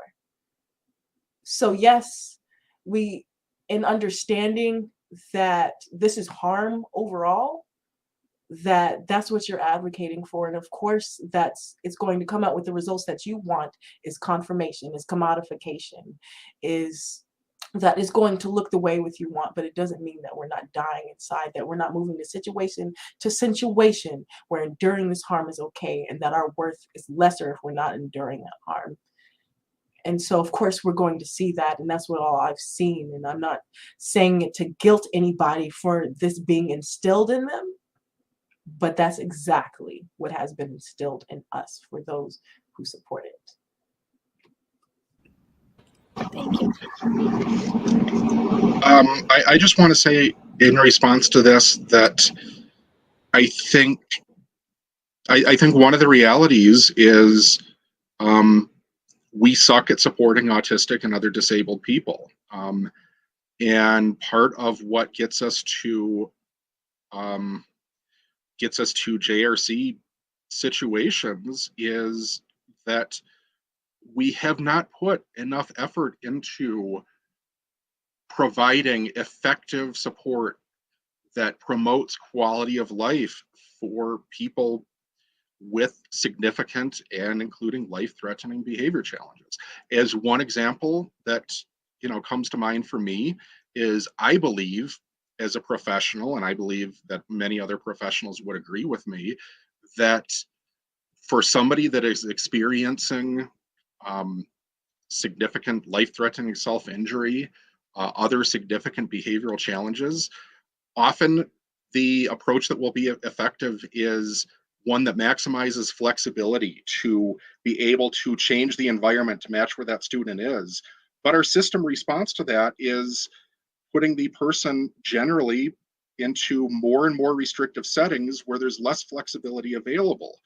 And we have to rethink how we are providing support, and we have to provide better support. We have to have more resources out there, and that is how that parents that are, I get it. I have empathy for a family that I know nobody makes the decision to put their child in any residential setting flippantly or because they don't care or anything like that.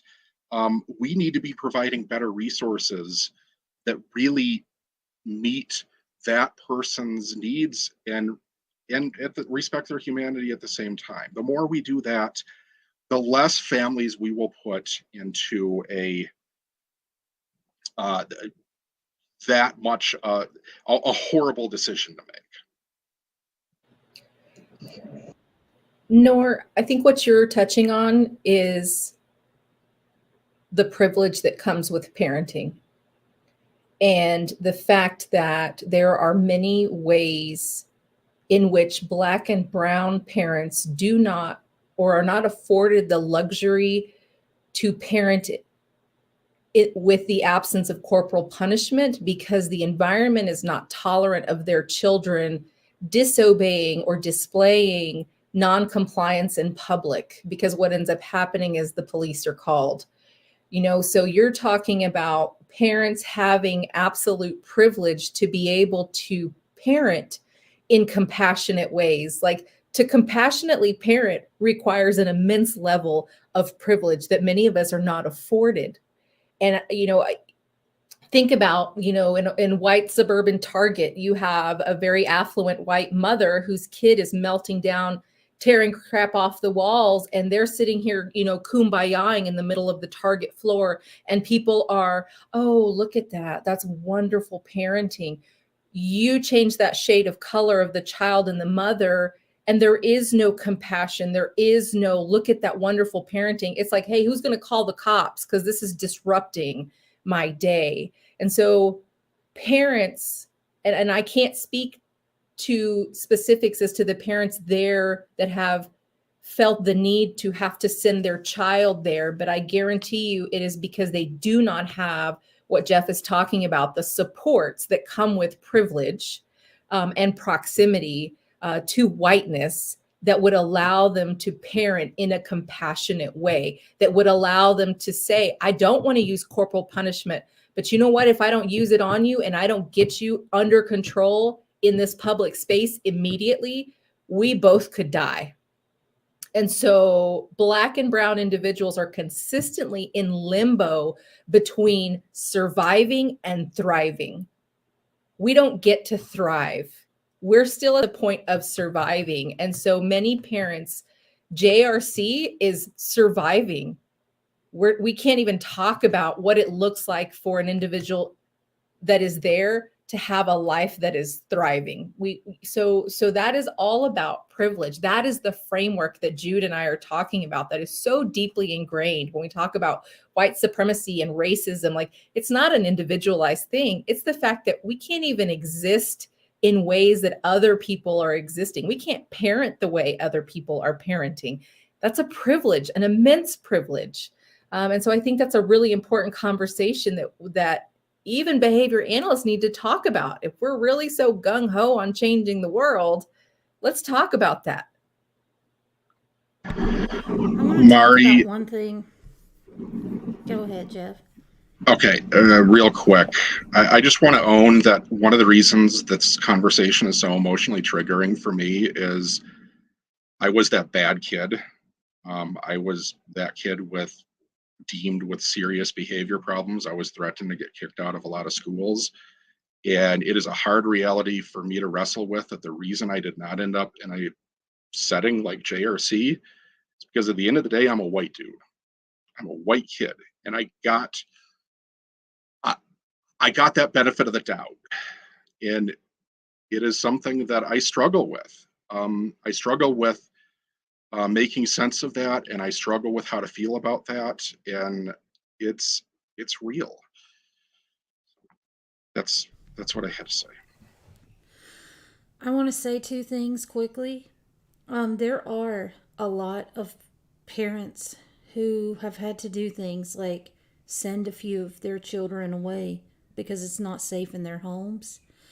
And it is not something that can just be adjusted with like the right heavy weighted blanket and STEM toys, right? But research is now demonstrating that a lot of these extreme behavior changes that used to be called regressions, and it comes with like just unexplainable OCD and repetitive behavior and compulsions, is related to immune modulated medical conditions that cause inflammation around the brain, right? So like autoimmune encephalitis and pandas is now being looked at as if it is autoimmune encephalitis. And we can't neglect the tools that are out there now to look into medical reasons for when things are completely unable to be managed in any kind of providing supports. That's one thing that we need to start doing, that I don't feel that the medical and emotional safety is there for. At JRC, their message is very anti-medication, and I just feel that that's something that we need to look into. But the other thing that I want to say is somewhat related, just briefly, that when you are a person who's driven by honor,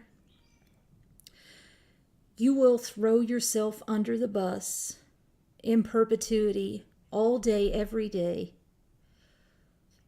to prevent the abuse of somebody more vulnerable.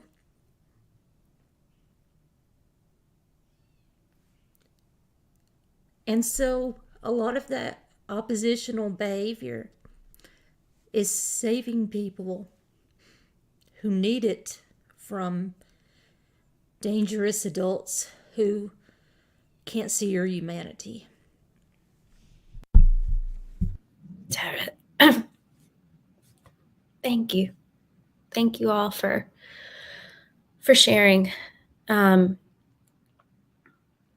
And it's so clear that first I want to just thank and say that the hearts of everybody here go out to all of those who have felt like they have no other option. And at the very least, I think that we can say that we need to do more. We need to have more available services. We need to have higher quality services. There needs to not be waiting lists that are months and months long. And I wish we had the time to talk about how we get there, but I just want to thank this panel for your gracious and open-hearted acknowledgement of all of those who felt like they have nothing else. So thank you. And I think that's a goal we're all working towards too, is that we don't want to be in opposition to people that are in that position. We want to be part of the solutions and designing those better opportunities too. So when you jump through all those hurdles and get the services should be good. Thank you, Jeff. So there's a lot of growth we all need to do. Absolutely. So just a logistical note, I'm sorry when we're running, we want to get to questions. We all do. So we have one last question for the panel, and then we invite anyone who has the time to stay. The panel has graciously agreed to stay a few more minutes to take your questions. So thank you for listening, for being here. From the bottom of our hearts, we appreciate it so much. Yeah, it's all because I talk too much. It's cool. Our final question, I'd like to turn first to Tara. As some might be aware, major organizations such as ABAI, or the Association for Behavior Analysis International, has come under fire for allowing electric skin shock presentations at their conferences. What do you feel is the role of major ABA organizations in responding to skin shock? And what do you see as a collaborative way to move forward, if you see one? So the thing that I have realized, when I first got into autistic self-advocacy, it was right after, very shortly after I had been an RBT for a month, right? And so I didn't know all of the opposition to ABA existed out there and why. And I got into a little bit of an information silo where I was only hearing extreme things, and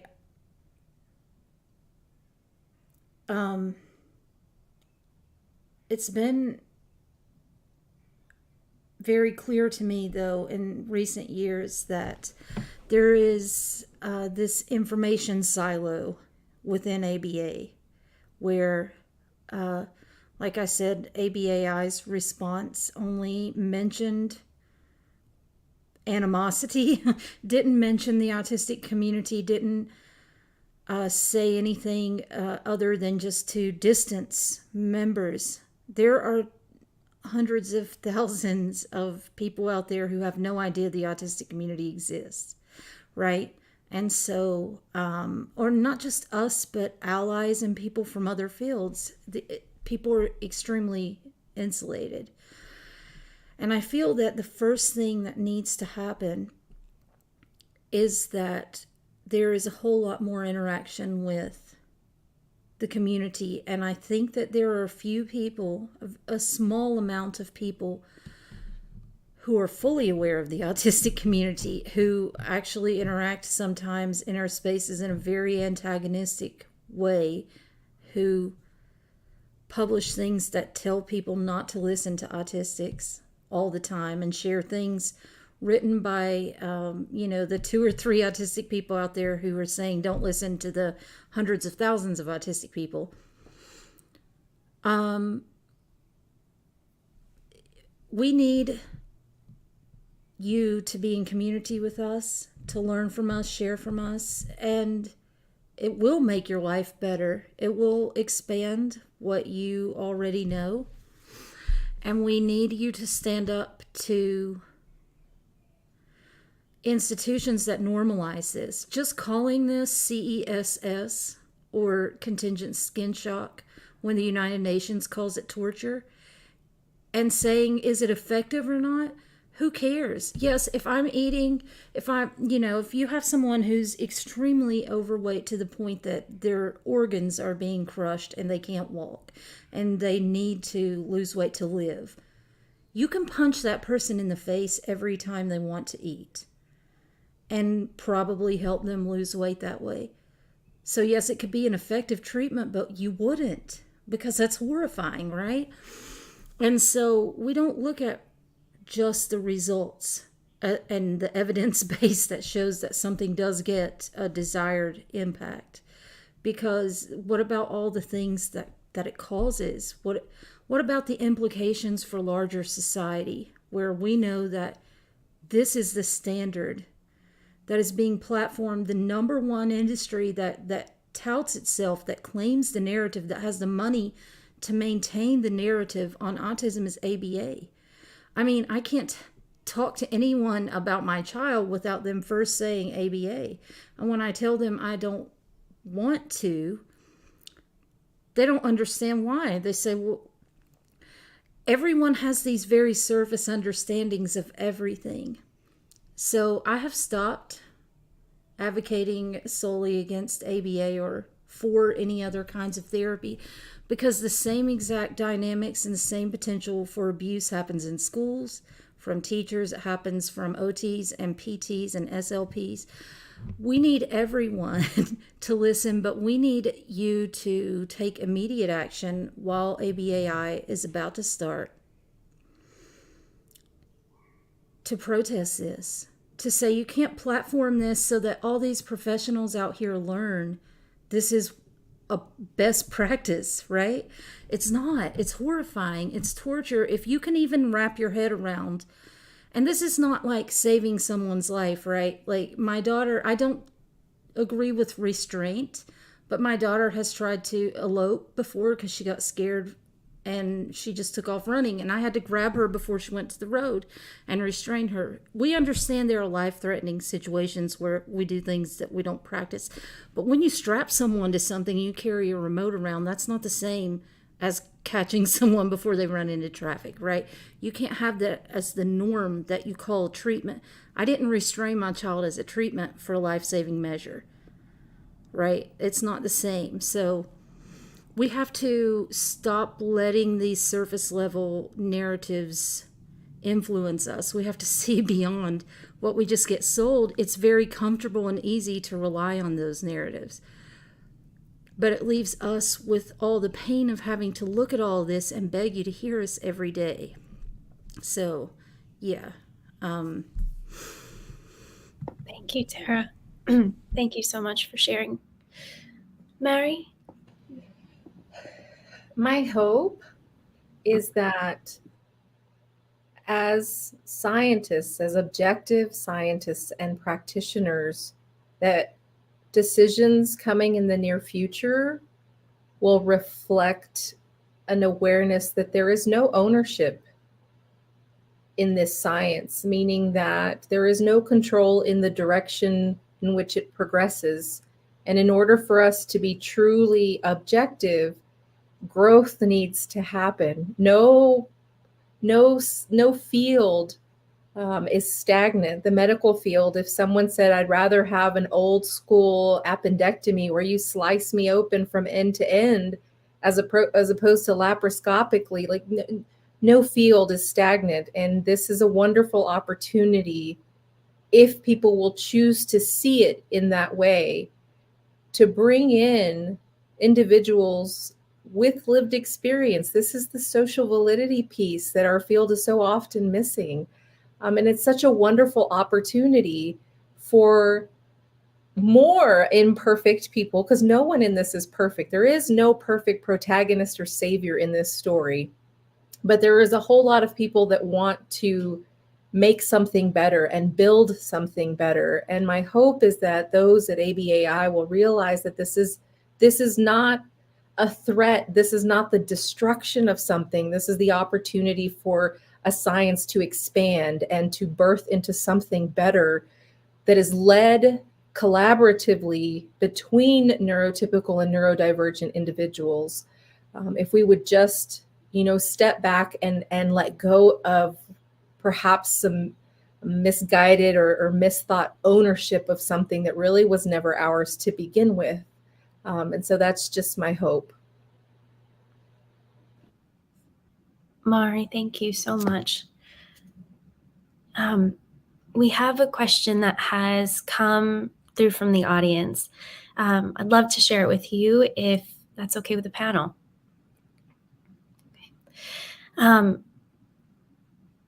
We have a question about, and I know we want to keep this discussion centering around contingent electric skin shock. So I'm going to phrase this question in such a way, and I thank the audience member for contributing it. But it goes to what we talked about earlier. What should we do instead? What are the interventions or the therapy that we should do instead when we remove something like contingent electric skin shock? Which I'm going to say, being vulnerable in this space, that I see that as a separate issue. So what can we do instead?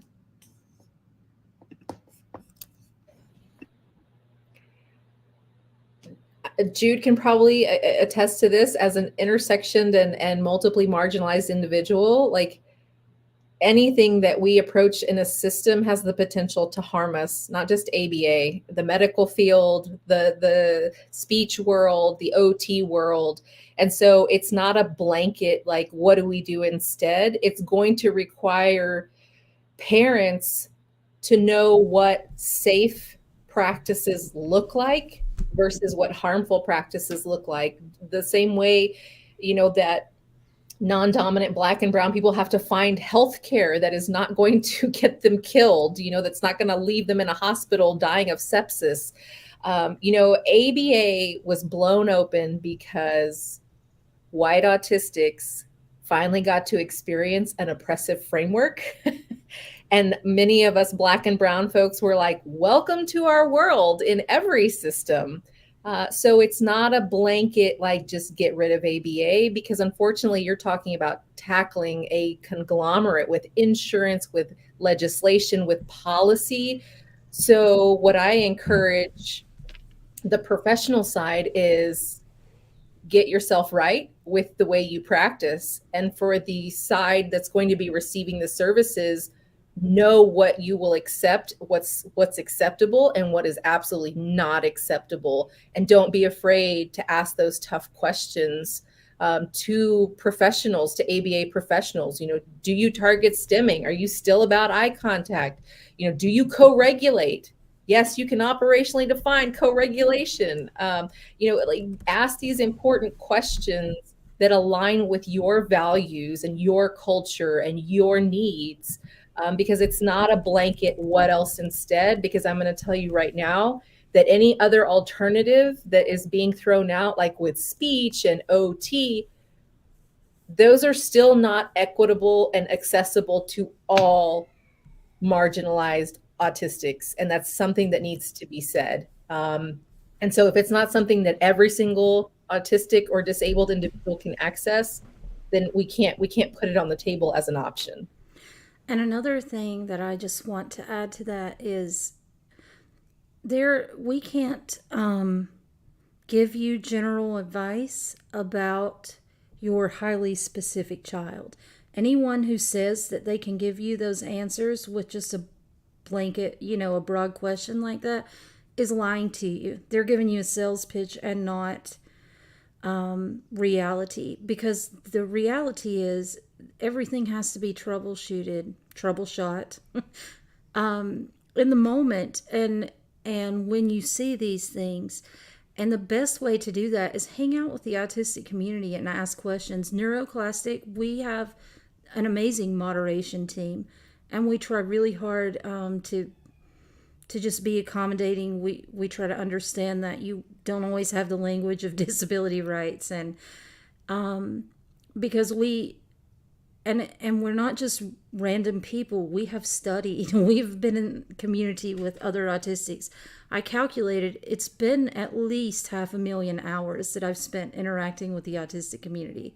Like, That's more than a graduate education. So we'll help you through these things, and we'll give you, if nothing else, we'll give you check sheets. We have all kinds of resources, but it's kind of a paradigm shift. So you start following autistic people, you start reading, and something might have nothing to do with you and your child, but the next thing is like, wow, that blew my mind. So you just have to, consume the information and see if you find things that help, and ask some questions that are specific. Yeah, like to kind of synthesize off of what both Mari and Tara said, especially Mari talking about that we just taking care of ABA doesn't solve the issue. I'm not trying to excuse what the history of the ABA world has been to autistic people, but I would point out that I believe one of the hallmarks that absolutely translates into other fields as well is a lot of what, in my perspective, went awry in the ABA field is we're using these things to solve society's problems with autistic people rather than supporting autistic people to get their needs met. And that's a mentality that carries through a ton of other services.